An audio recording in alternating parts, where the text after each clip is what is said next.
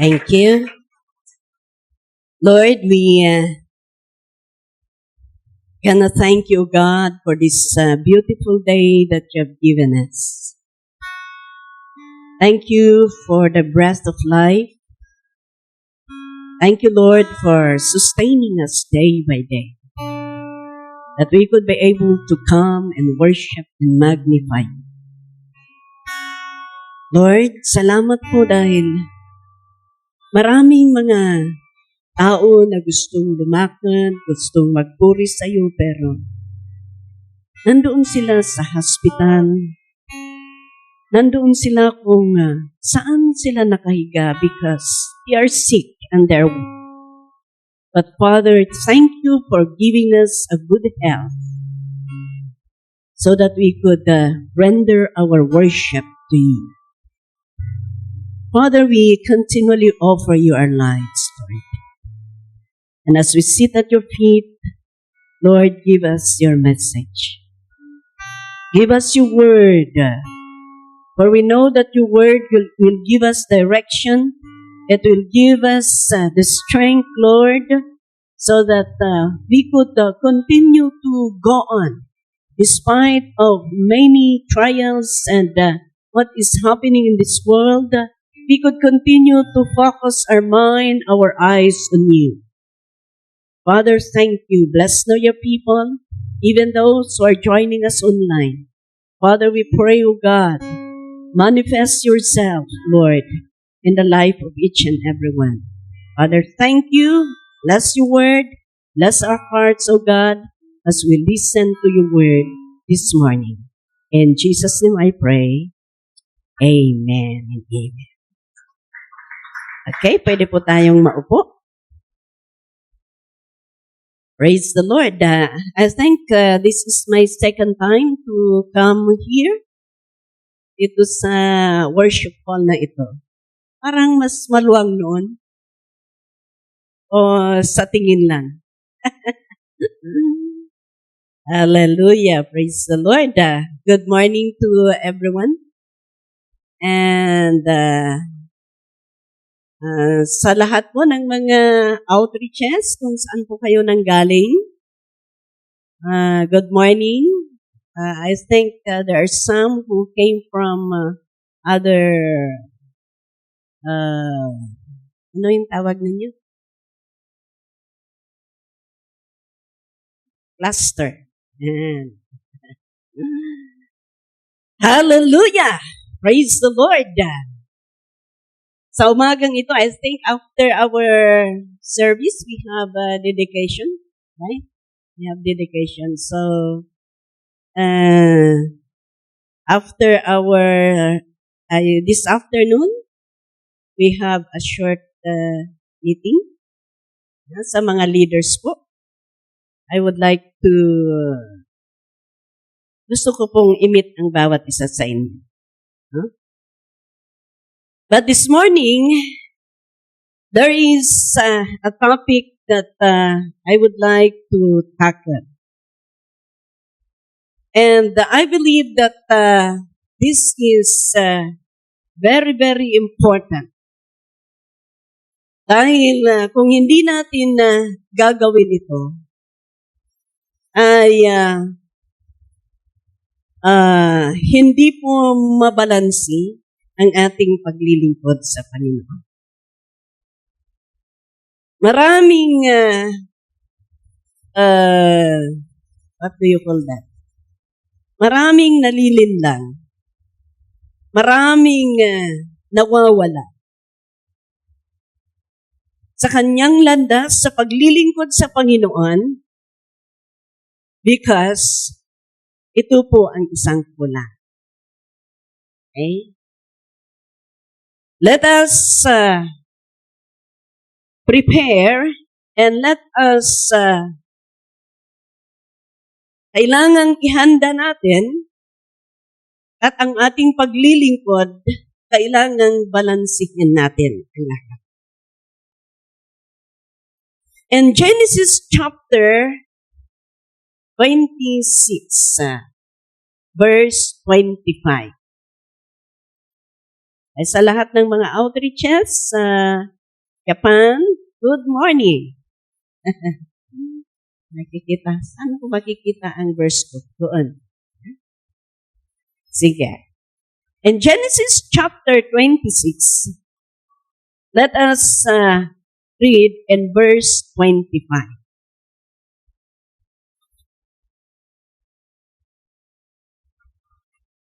Hallelujah. It says here, Isaac built an altar there and called on the name of the Lord. Okay? And called in the name of the Lord. Tapos next sabi niya, there he pitched his tent. And there his servant dug a well. So makita natin dito si Isaac. Sino ba si Isaac? Isaac.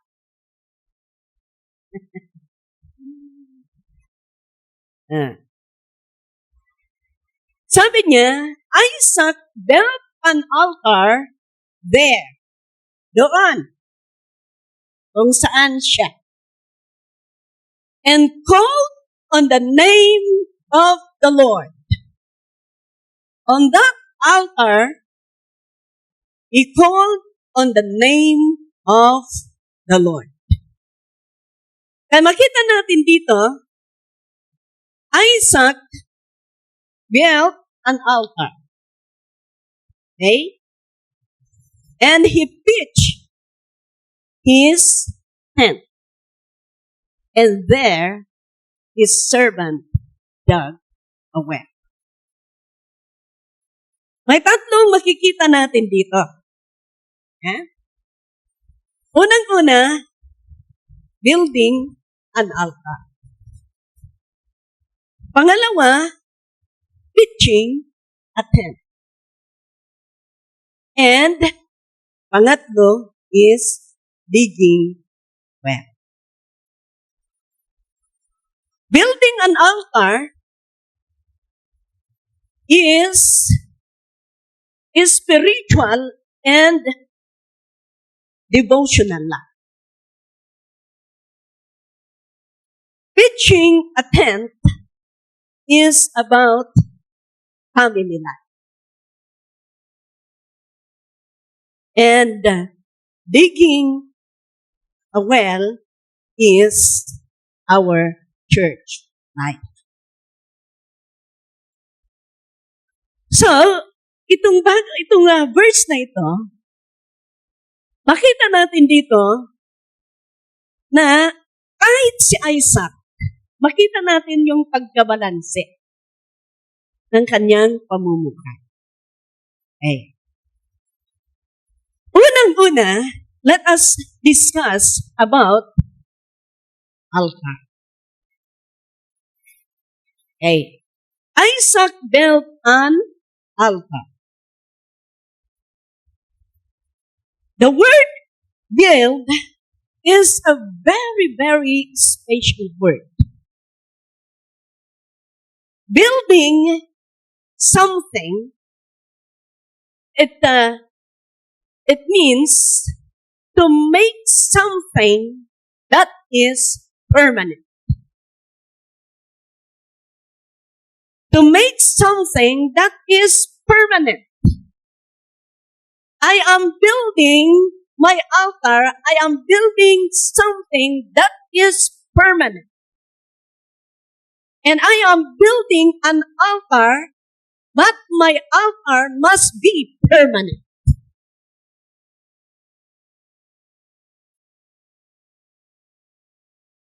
Amen? Okay. So, sabi niya doon, Isaac built an altar there and called on the name of the Lord. So, makita natin dito na building our altar must be bahagi ng buhay natin. Bahagi ng buhay natin. Bilang isang nananampalataya. Tingnan isang bagay na makita natin dito is, sabi niya, Isaac built an altar there and called on the name of the Lord. Kaya kung saan yung altar niya, sabi niya, doon. Tumatawag sa Panginoon. Doon pumupunta. Yun ang mga kaibigan.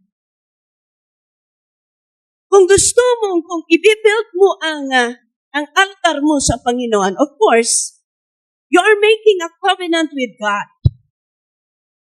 And if you have a covenant with God, gusto mo, kung may covenant ka sa Panginoon, at na-build mo, binibuild mo ang covenant mo sa Panginoon, hindi lang ganun lang. Kailangan may ginagawa ka para ma-build yung altar mo. So ano ang dapat mong gawin? Ano ang ginagawa mo?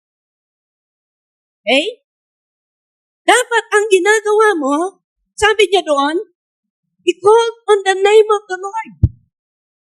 Unang-una, pananalangin. Kailangan ma-build up yung ating pananalangin sa Panginoon. Building an altar is doing something that is permanent or consistent. Ibig sabihin, may ginagawa ka, ano ang ginagawa mo dapat? Binibuild up mo yung pagkukol mo sa Panginoon. Pananampalataya mo or pag-pray mo sa Panginoon. Paano ma-build up ang ating pag-pray sa Panginoon? Kung minsan nananalangin tayo, mamaya natulog na tayo. Di ba? Kung minsan, manalangin ka, 5 minutes lang. Wala ka nang masabi. Kahit sa 5 minutes pa nga parang naubusan ka na nga. Naubusan ka na. Ganun din sa akin. Noon.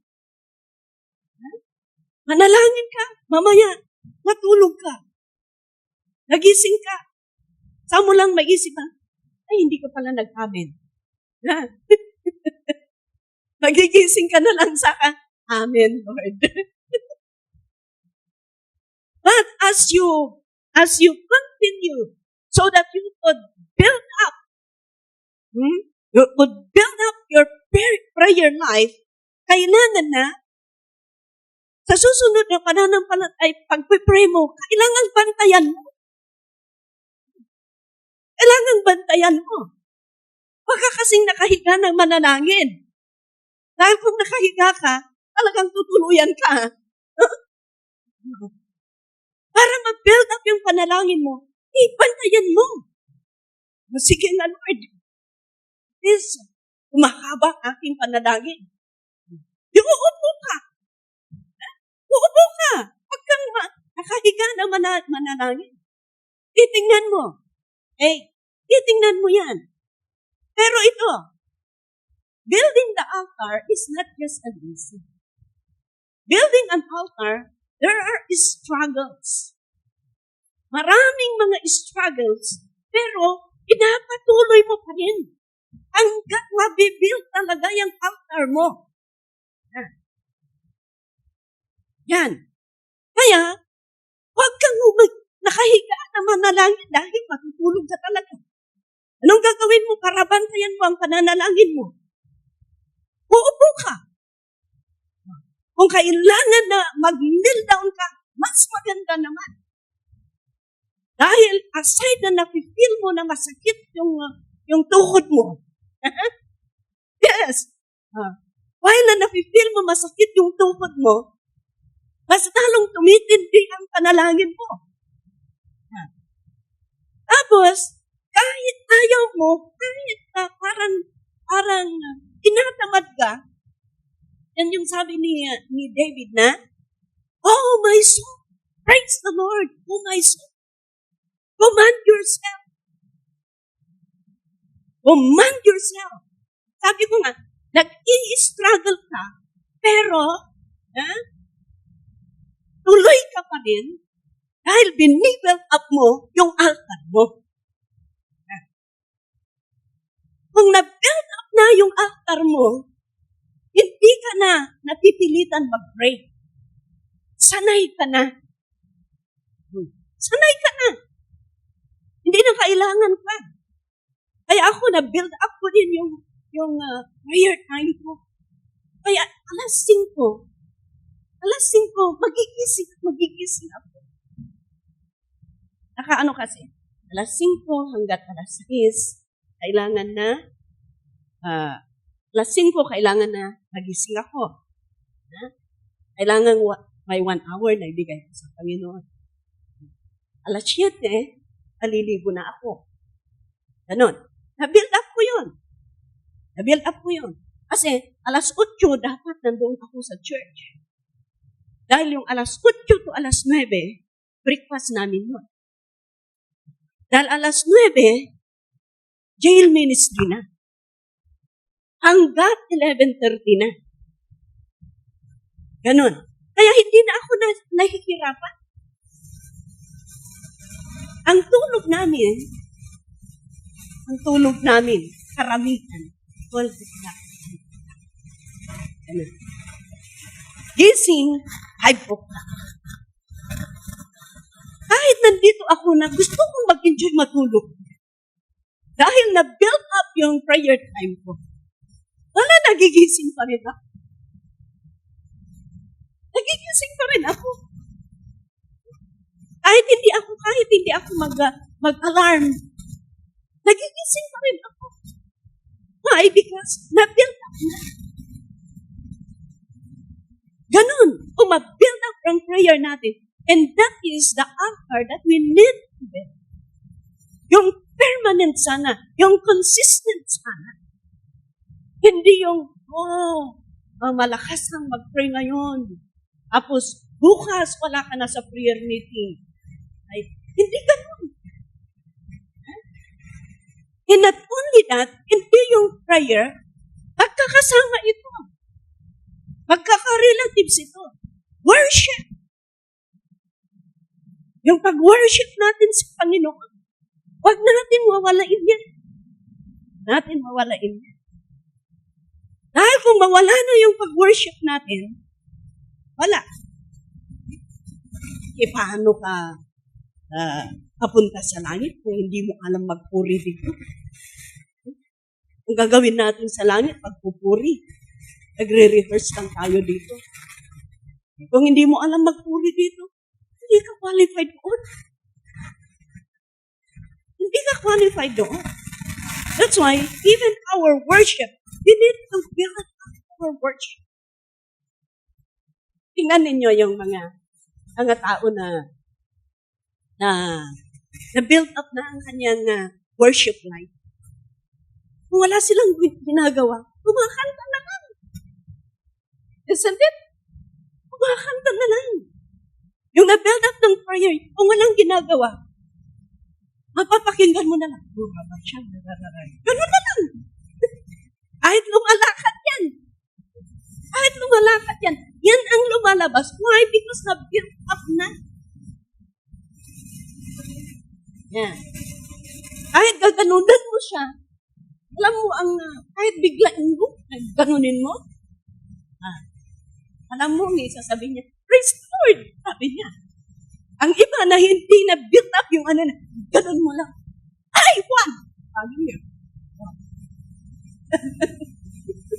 Diba? Igtutong nagtang mga ngarumor, diba? Panunutan na, no?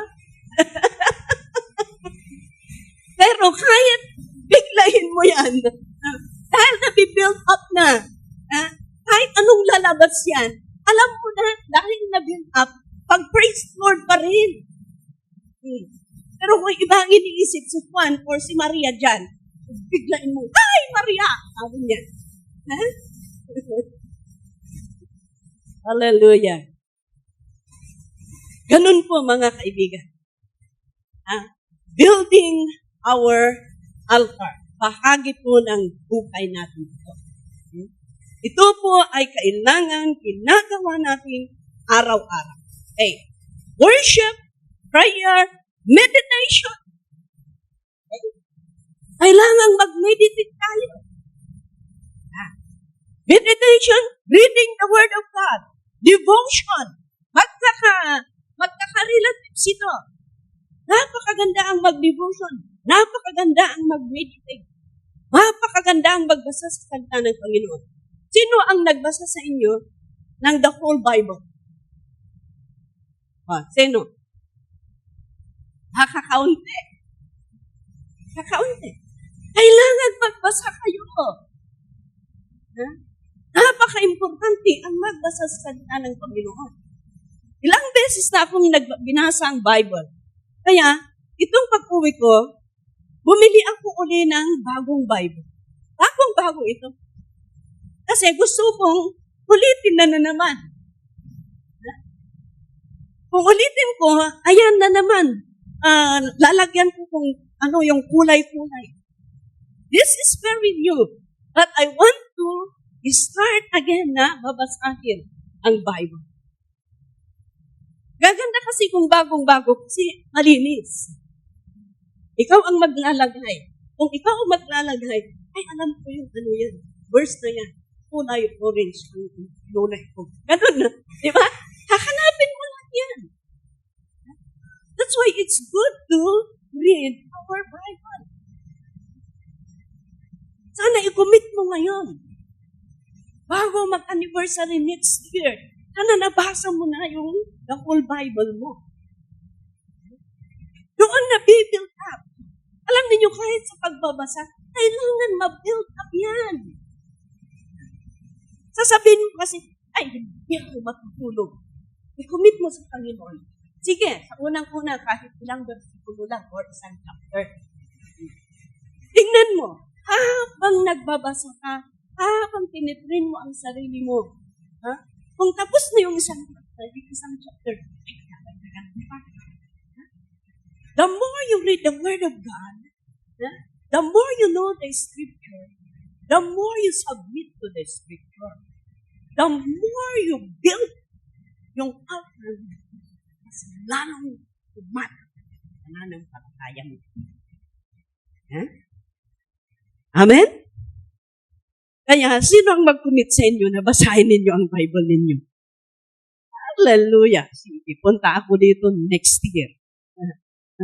Tatanong ako kung sino ang nakabasa ng Bible niya. So, sino ang unang nakabasa ng Bible niya? Gigifan kayo ng Bible. Kung sinong pinakauna, o commitment ko yan. Kung nabasa mo ang Bible mo, textan mo ako. Kung sinong unang naka-text sa akin, bibigyan ko ng magandang Bible. Magandang Bible, Kung ano ang maganda sa akin, yan ang ibibigay ko sa inyo. Pero walang magsisinungaling, Baka dahil gusto mo lang mag-Bible, ay tapos na ako. Alam niyo, alam ng Panginoon ang liar. No? Yan. No? Kaya, you better be honest. Okay. The more, habang binibuild mo ang altar mo, ito, may tatlong bagay na mai-experience mo or mangyayari. Okay, may isa pa pala na dapat nating i-build up doon sa altar natin.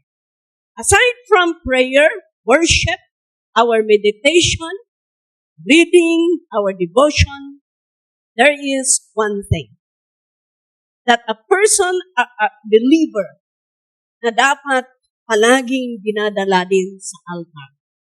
At dapat ito'y mabibigyan. Our pagbibigay ng giving na. Alam ninyo, ang pagbibigay ng giving,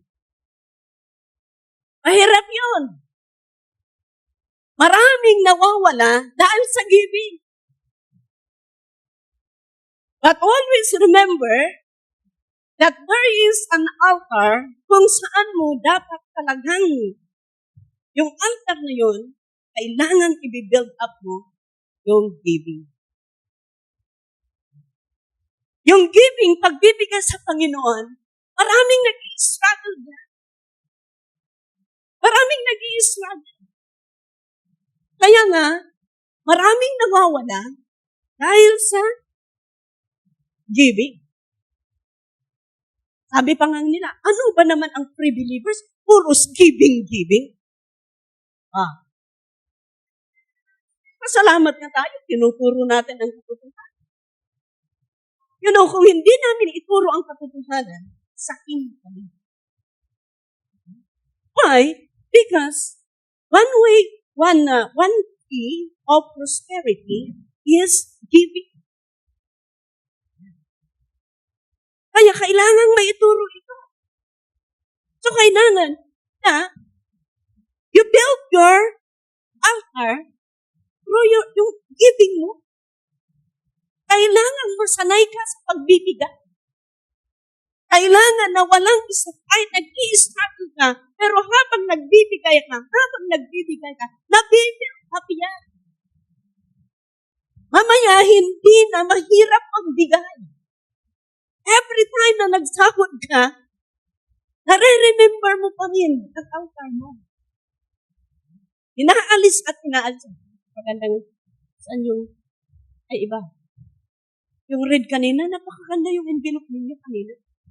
Yung red, may bulsa. Hallelujah. May bulsa. Yan. Okay.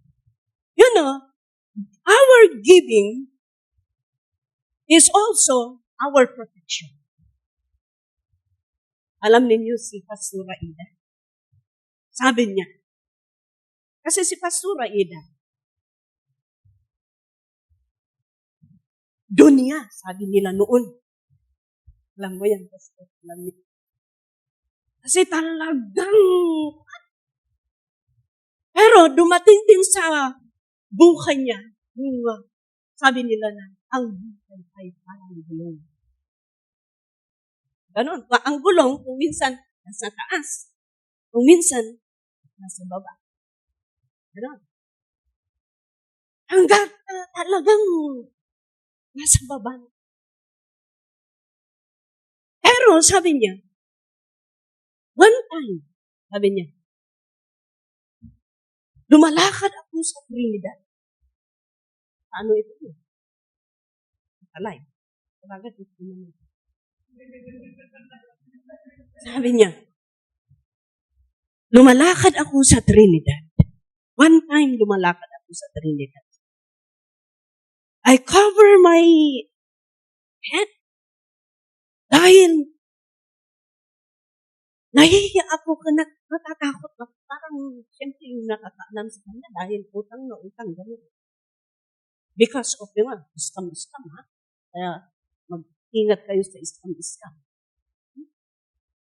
Tapos, lumalakad daw. Alam ninyo, hindi daw niya namamalayan. Lumalakad siya, umiiyak, basta umiiyak. Hindi niya alam kung bakit, basta umiiyak. Pero, sabi niya, biglang parang may nangusap sa aking isipan. Kaya ang ginawa ko, nag-pray ako. Oh, Rabacha. Kasi talagang papunta na parang mabaliw ba. Kung kasama daw nila na talagang baliw na, nag-aalis na ng damit. But praise the Lord, because alam mo ang kanyang testimony. I believe that God protected me and sustained me Dahil kahit paano, sabi niya, lugi man, scam man, at ano man ang bagay na nangyari sa akin. Pero, sabi niya, hindi ko kailanman pinalimutan ang aking pagbibigan. At alam ko na dahil dito, nakatayo pa rin ito at hindi ako pinabayaan. Dahil kahit na down talaga siya, pero ito daw ang pagbibigay ang kailanman hindi niya binawala. And she acknowledged because of God's love and protection, kaya nakatayo hanggang. Kahit pa paano, it's good bumalik sa paglilingkod, nagiging pastor rin siya. Nagpapastor siya ng isang congregation sa Trinidad. We need to build up our giving. Imbis na magmurmur tayo, Lord, I give what is due unto you. And I believe that you will never forsake me. I believe that you will never fail your word. That is one thing that I built up also in my life. Gusto ko rin magbibigay.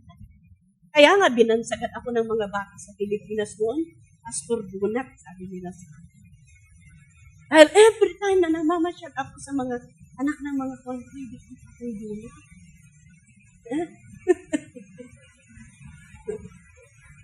may dikit akong Dunat. I love to give. Hindi yung para ipagmalaki. But I tell you, bakit ko sinasabi ito? Para iparamdam sa inyo na ang salita ng Diyos ay totoo. Kung sino ang Tagalaon yun sa inyo dito? Walang Tagalaon yun? Okay. Sa La Union, sa Pugo, La Union. Ako ang pastor nung na-build up yun. I've given my 1-year allowance for the church. 1-year allowance. Binigay ko sa Panginoon for that church. Sa 1 year na yan, hindi ako pinabayaan. Doon ko pa nga nakita. Wala akong allowance, wala akong pamaligid. Pero alam ninyo, nagpa-fly yung mga manok na darating sa pastoral. Yes. Lumalangoy yung mga fish. Ang galing market, papunta doon sa pastoral. I tell you. That's why until now, I'm doubling my tithes. Sa aking tithes, sa aking allowance. Ang tithes ko, dinodobli ko yan hanggang ngayon dahil sanay na ako. Sanay na ako. Kahit half lang ang maiiwan. Kasi pag tithes ako, doble ang tithes ko. Bibilangin ko pa, ilang ko pa rin. Everyday ang service sa hukong. Twice pa kami kumukuha every service. Pagkalin mo, 5 days. Twice. Saturday, Sunday. 4 o 3. Talaga pupunta lahat ang allowance. Offering mo, tithes mo, pledges mo. Kasi nagpe-pledge din kami. Kasi kami mga pastor, nagpe-pledge kami kasi kami ang pastor, dapat na mag-pledge din kami. Kaya kung tututalin ko lahat ng allowance ko, pupunta talaga. Pupunta talaga. But ako, isa kumakain ako, okay na. Kontento na ako. Hindi ako nag-worry kung ano ang gastusin. Dahil alam ko, ang blessing ng Panginoon ay nandiyan. Sabi ni Lord, daily bread. Daily bread, pagsisilpon lang ngayon ni Ako Diyos, pagdurugtungin lang ang Panginoon. Kung wala, mamaya mayroon. Kung wala, mamaya mayroon. Kaya ako nakakapag. Tumataba pa naman. Yes, tumataba pa naman ako. But every time that I need something, God, kagaya ito, nagkasakit ang kapatid. Nagsunod-sunod yun eh. Namatay ng nanay namin ng end ng February. After 3 months, namatay yung kuya namin. After 3 months, na-diagnose yung kapatid namin ng cancer. Hindi lang yung kapatid, yung dalawang kapatid, yung ading ko at saka yung kuya ko. But I don't know how God provide. Hindi ko alam kung paano pinagdugtong ng Panginoon at namit ang aming pangangailangan. Hindi naman kami nangutang. Lalong-lalo na ang mga kapatid ko, mga senior sila. Kulang ang single eh. But I tell you, if you build up your altar, hindi kayo. You love to give to them. Makukonsensya ka pa kung hindi mo maibigay. Kaya, while you are building your altar, maraming mangyayari. Bagay sa buhay. Unang-una, you can experience God. Mararamdaman mo na ang buhay mo ay diferensyahan. Maraming bagay na mag-i-improve sa buhay mo. Yung bagay na hindi mo nauunawaan, nauunawaan. Yung bagay na mahirap, parang madali na. Another is, you can hear the Lord. You can easily understand and you can easily hear God. Paano mo mapapakinggan ng Panginoon? Sa pamamagitan ng kanyang salita. For example, noon, bakit hindi mo nauunawaan? Pero ngayon, bakit noong nagbabasa ka, nauunawaan mo? Noon, kahit basa ka ng basa, wala kang nauunawaan. Pero ngayon, bakit madali?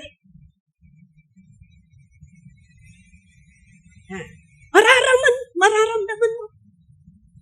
If you pray, if you have devotion, if you build your altar, nararamdaman mo sa buhay mo. Masaya ka. Tingnan ninyo. Alam mo, kung ang isang tao ay nakasimangot at madaling magalit, alam mo yan, walang devotion yan. Yes, I tell you.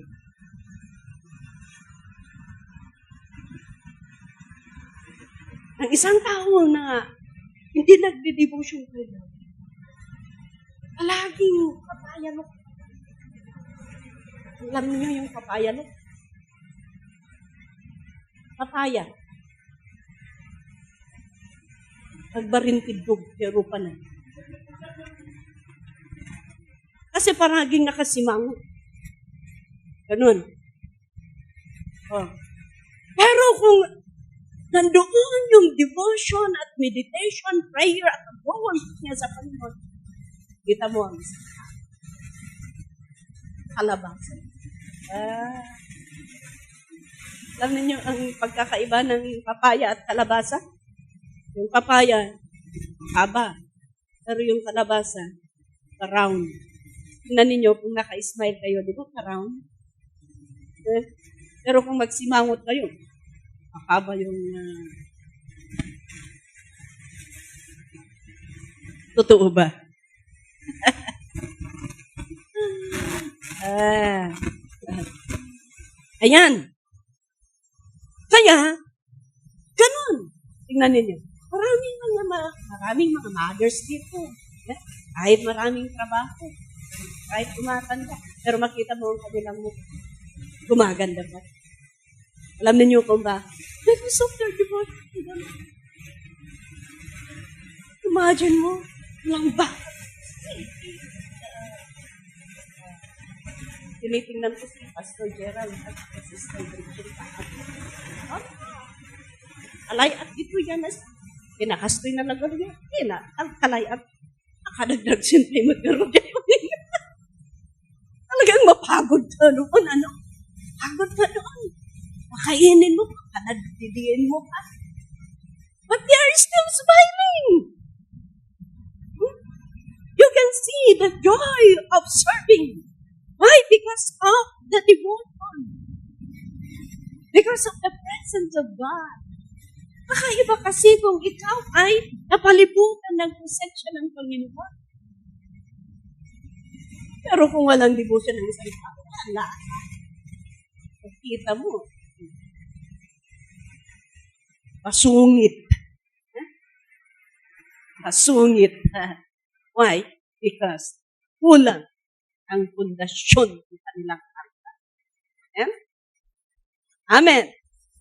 Building our altar increase the level of our relationship with God. Habang binibuild up natin. Alam niyo, nag-i-struggle na habang binibuild up, habang ginagawa mo. Pero, habang nag-i-struggle ka at ginagawa mo, may nabibuild sa loob-loob. Nabibuild up yung solid na ground. Solid na ground para hindi ka basta matutumba. Amen. Praise God. Okay. Another is, sabi natin, balik tayo ulit sa Isaac built an altar there. Called on the name of the Lord. At sabi niya, there, he pitched his tent. Kung saan parehas na lugar nag-build ng altar, parehas na lugar nag-build ng tent.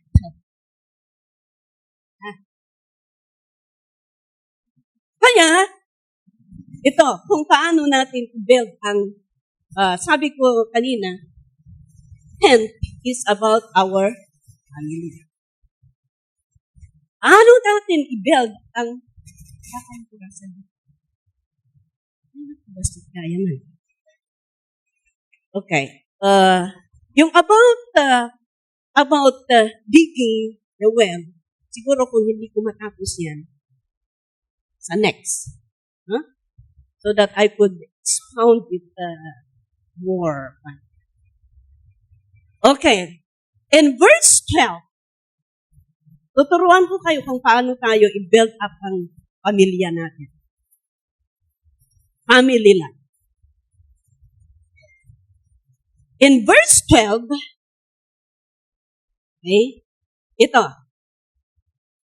Isaac planted crops in that land, and the same year reaped 100-fold because the Lord blessed him.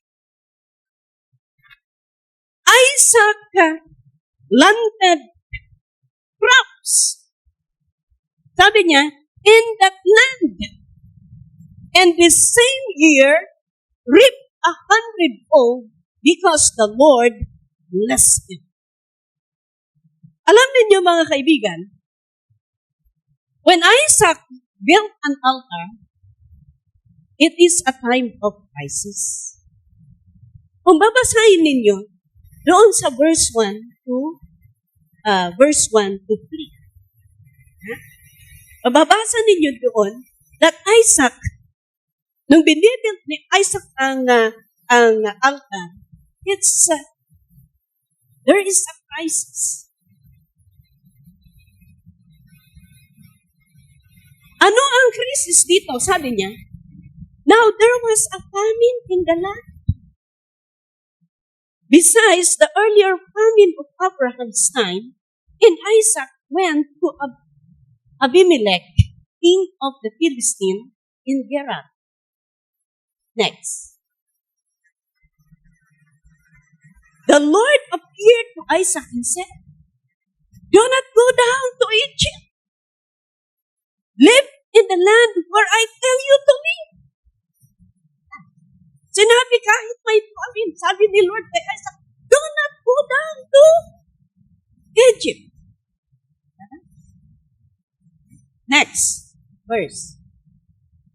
Stay in this land for a while, and I will be with you and bless you, for to you and your descendants I will give all these lands and will confirm the oath I swore to your father Abraham.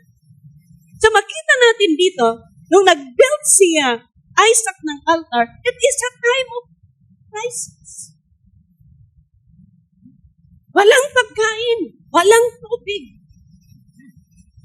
Pero ang napakaganda dito, doon sa verse 12, nabasa natin doon sa nasabi doon, but Isaac loves. Kahit ganon, na may crisis, walang tubig, famine, nagtanim pa rin si Isaac. Yun At sabi dito, in this same year, reap 100-fold because the Lord blessed him. Unang-una, para maganda ang ano natin sa pamilya is, kailangan makikita yung faith with action. Example, hindi dahil believer ka, sasabihin mo, mahal ko si Lord. Pero hindi mo naman iparamdam sa asawa mo na mahal mo. Balance ba yun? Nabubusog ka sa church. Nagugutom ang anak.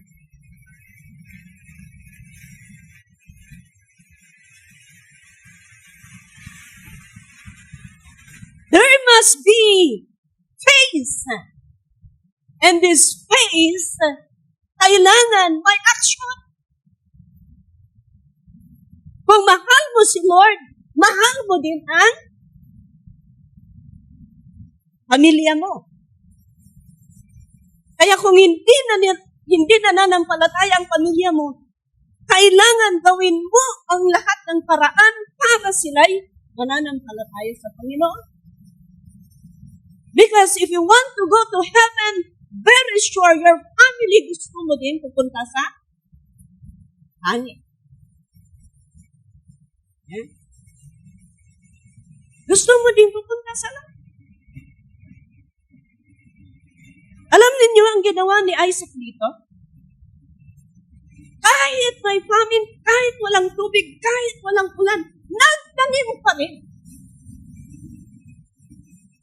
Nag-pray si Isaac, nagtanim pa rin.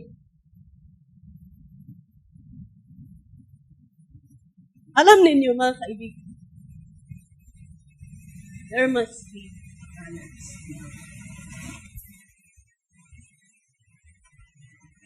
Kailangan na kung ginagawa mo, kailangan din na makita sa pamilya mo. Alam ninyo, ganito kasi yan. Kung hindi natin balansihin, sabi natin, nananampalataya tayo. Pero, ang pamilya natin, ang sabi mo, papunta ka sa langit. Pero, wala. Why? Nai-stumbling block ang family. Pero tinuturo ko ito para mabalance yung paglilingkod natin sa Panginoon Lalong-lalo na, at mayroon sa inyo ang pamilyado.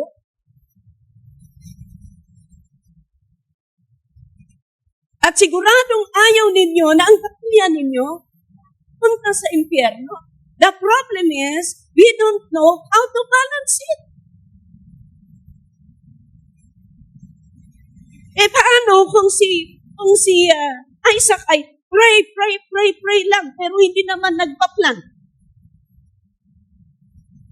Di ba binalansin niya yon? Dahil alam niya na kailangan nila. But the thing is, because nagpray, nagtanim si Isaac. Alam niyo ang nangyari? May natural action at ang tao ang gagawa. Ikaw ang gagawa, yung human may natural action, ang Diyos naman ang gumagawa ng super. Kaya kung pagdugtungin mo, supernatural. Ibig sabihin, sagot ang Diyos. Or ang Diyos, i-release niya ang power upon the plans of Isaac. That's why, na-bless.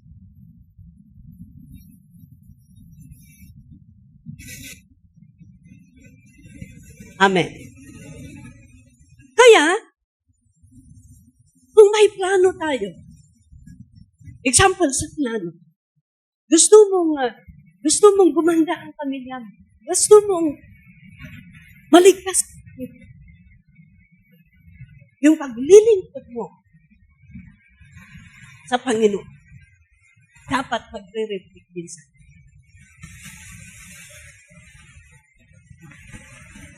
kagaya, sabi ko kanina, mahal mo ang Lord. Pero bakit hindi mo mahal ang asawa mo?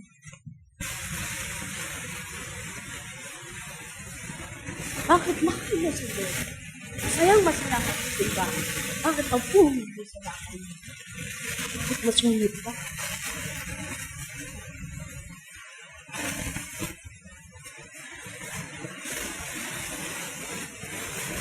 Iwan ko. Kung may ganun.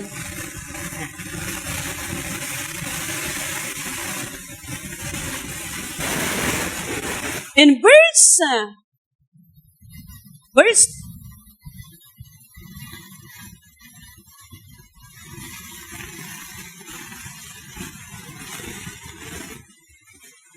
in verse 13,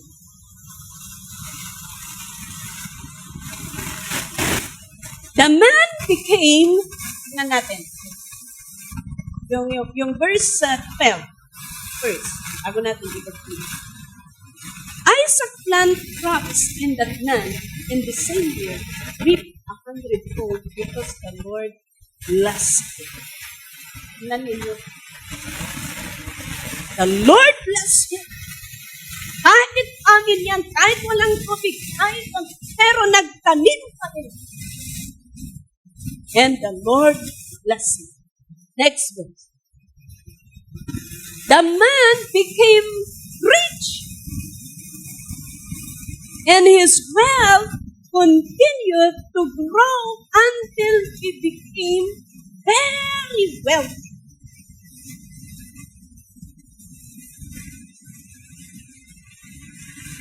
And the man became rich, and his wealth continued to grow until he became very wealthy.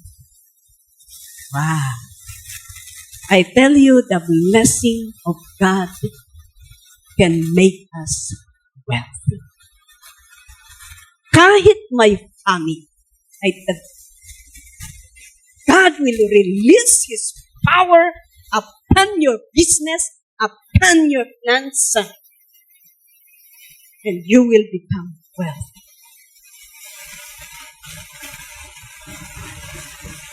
Pero kailangan, you see, Isaac, Isaac started it.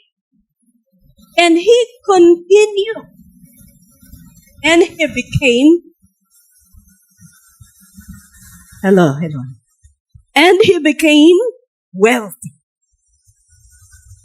Kaya, bilang isang pamilya, hindi naman nawawalaan, may plano ang bawat isa sa atin, di ba? Gusto ninyong gumanda, pero ito ang iwasan natin. Hindi at hindi mawawala ang pananampalataya dahil doon naka-anchored ang blessing ng Panginoon. As you serve the Lord, and as you do and submit your plan that you have started to God, and continue until you become.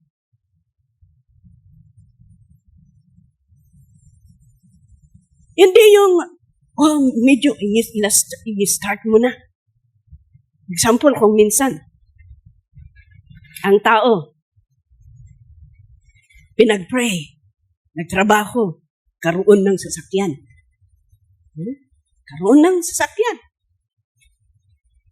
Alam niyo kung bakit nababagsak ang isang tao kung minsan?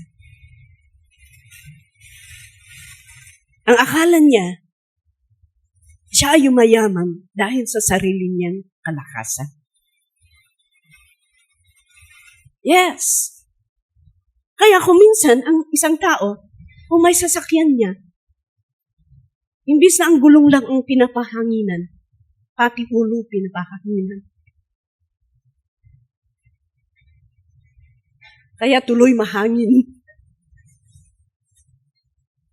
Ganun ang tao, di ba? Imbis ang gulong lang ang pinapahanginan, pati ulo pinapahanginan. Kayo dito, marami kayong sasakyan. No? Pero ang gulong lang sana ang pahanginan ninyo. No? Huwag ang ulo. Because, prosperity is not only all about money. You see, Joseph, God bless Joseph, God prosper Joseph. Diba? Noong tumira si Joseph sa bahay ni Potiphar, sabi ng Panginoon, God bless, God prosper Joseph. Walang pera si Joseph doon dahil katulong lang. Noong nasa prison si Joseph, sabi ni Lord, God prosper Joseph. Ang isang bagay na tinutukoy dito na isang prosperity, kahit wala kang pera, kung nakakatulog ka ng maayos, that is prosperity. Kung nalalasahan mo ang kinakain mo, that is prosperity.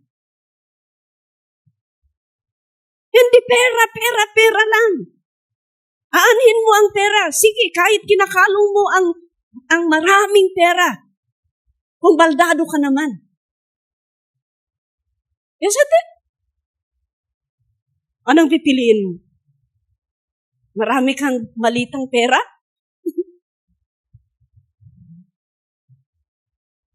That's why prosperity is not all about money.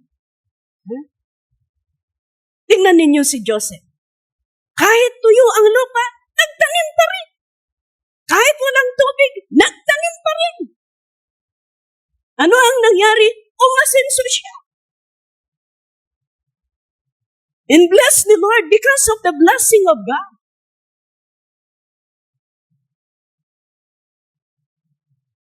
Kaya sana po mga kaibigan, tayong lahat, kandidato tayong lahat dito na magiging prosperous.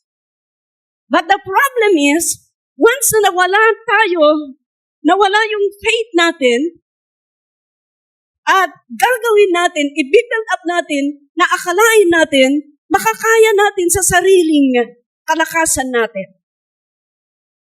I tell you, there will be a time. There will be a time. Okay, kaya mo dahil malakas ka. Kaya mo dahil may pera ka. Kaya mo dahil may trabaho ka. But I tell you, there will be a time that you will realize na wala ka pang wala ka palang magawa. There will be a time that you will realize na ang Diyos pala ang kailangan mo.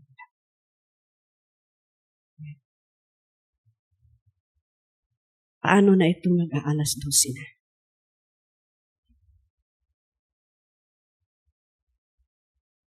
But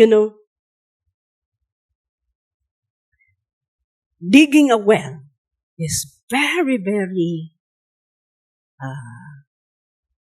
very, very important. Okay? Kaya, okay, let's continue to read. I would like us to read, verse 23.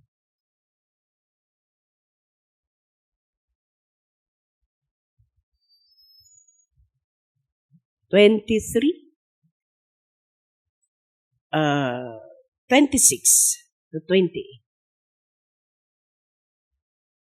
He moved on from, meanwhile Abimelech, verse 26 to 28.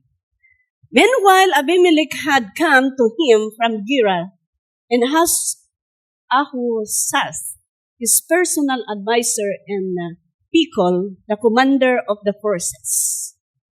Next verse, please. Isaac asked them, "Why have you come to me, since you were hostile to me and sent me away?" Next verse. They answered, "We saw clearly that the Lord was with you." So we said, "There ought to be a sworn agreement between us and you. Let us make a treaty with you." Pumapasok na tayo sa about digging a well. But I think we cannot finish this.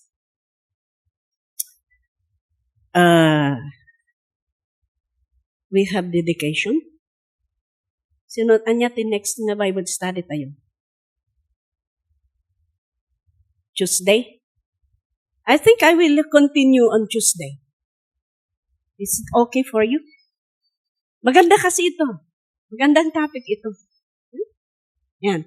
But, balik natin uli dito. Gusto kong itanim sa isipan natin. Yan. But, as a family, sabi ko nga, kailangan balansi. Pero, sana hindi ito ang pasis ninyo na magsabi din sa asawa ninyo na, bakit puros church? Baka may ganun.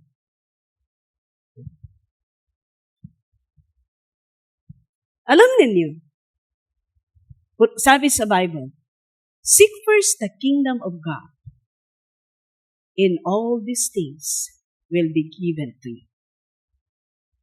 It's good to be a partner sa asawa ninyo. At sa isipan ko, kung mag-partner kayo at maging busy kayong dalawa kay Lord, mas lalo pang i-bless ni Lord. I-bless niya ang ministry ninyo, i-bless niya ang pamilya ninyo, dahil nandoon siya, pwede niyang i-release ang supernatural sa pamilya, ang blessing sa pamilya ninyo kung kayo ay maglingkod together. Yan ang naranasan ni Joshua. Kaya nga sabi ni Joshua, I, in my house, in my family, we will serve the Lord. Kahit nagmumurmur yung mga Israelites. But he chose to serve God kasama ang pamilya. Kaya ang ganda, yung pinupuntahan kong binibisita kong pamilya, oh, ang ganda naman.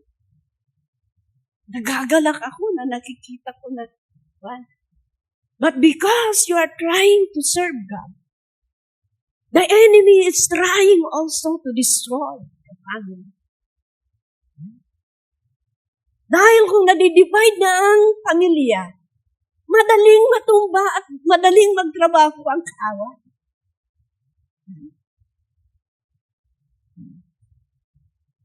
Kung minsan nagreklamo tayo, bakit puros church? Pasalamat na ka na puros church ang asawa mo. Paano kaya kung puros club? Di ba ninyo nakita yun? Paano kaya kung asawa mo, puros yung barkada? Buti pa yun nasa church. Dahil habang nasa church ang asawa mo, hindi bless ka ni Lord. Yung pamilya. That's why I would encourage everyone. Kayong may asawa, mapalad na kayo. Magaganda at magugwapo kayo. Panginoon ang pinapanguna ninyo. Sige, partner. Pasalamat kayo, mga asawa ninyo, mga misis ninyo, nandoon sa church.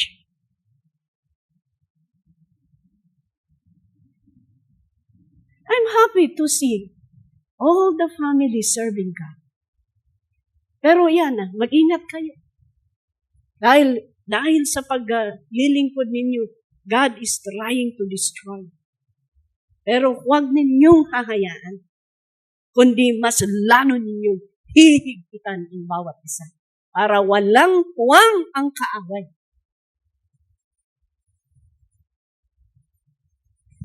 Nagmayat ngayon ti agasawa, husband and couple praying together, family praying together. Wow!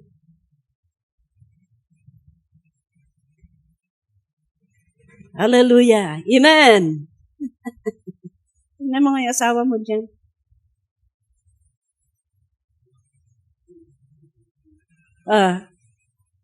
Ang gaganda ninyo, ang gugwapo ninyo.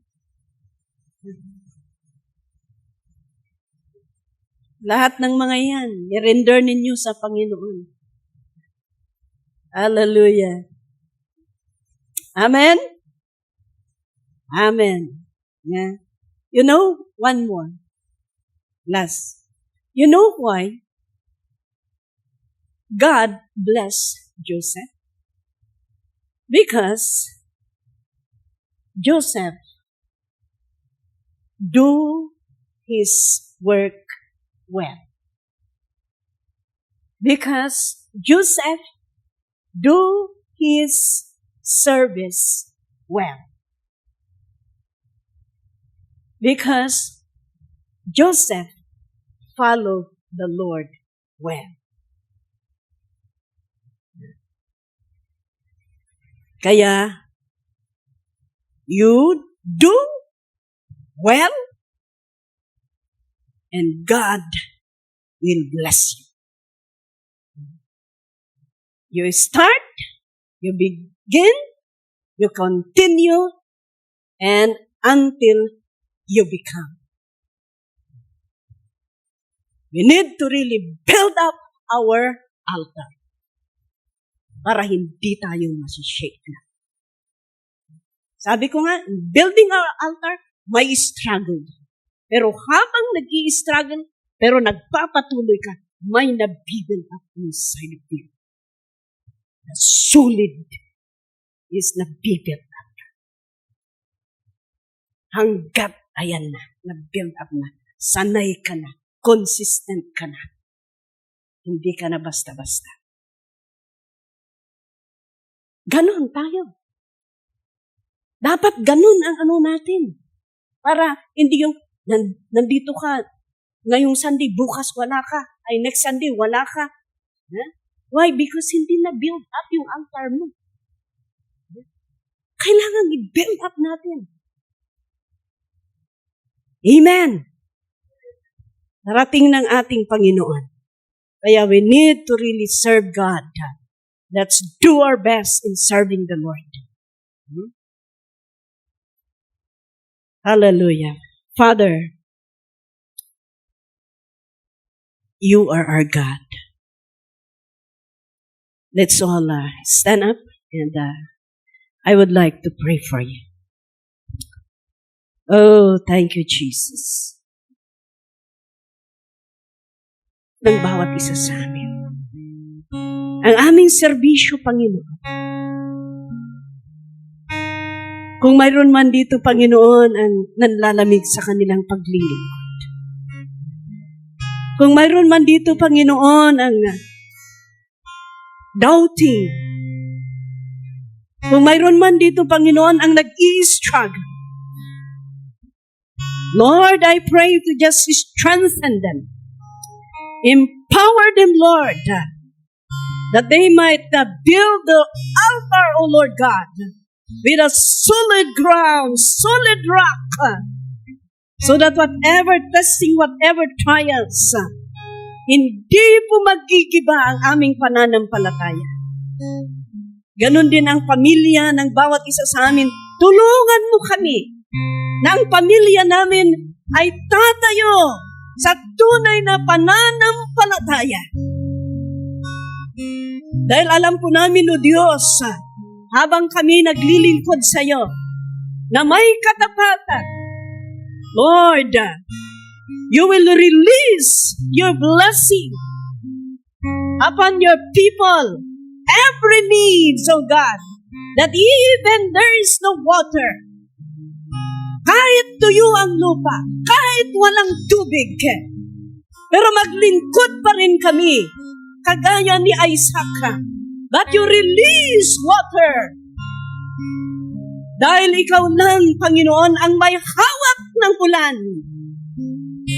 na pwede mong i-pour out sa iyong mga anak na tunay na naglilingkod sa iyo. Salamat, O Diyos. Pagpalain mo ang bawat isa. Ano man ang kanilang problema, Panginoon. Lord, ikaw ang kasagutan. Ikaw po, Panginoon, ang katugunan ng aming pangangailangan. Ikaw po ang kasagutan ng aming panalangin. At alam po namin, O Diyos, that your word is true. And you are not a man that he should lie, Lord. If you said it, you mean it, O Lord. You will do it upon your people. Father, we pray, build up our faith, O God. Help us to build our altar, Lord, so that we will not be dissuaded, we will not be stumbled, but we will continue to stand firm until you come, Lord, and take us in our final home. Father, thank you. Bless your people. Bless each and every one as we continue, Lord, to yield our lives unto you. Oh God, we give you the praise, Lord. We give you the glory. In Jesus' name, amen and amen. God bless you. Balik ko po sa MC natin.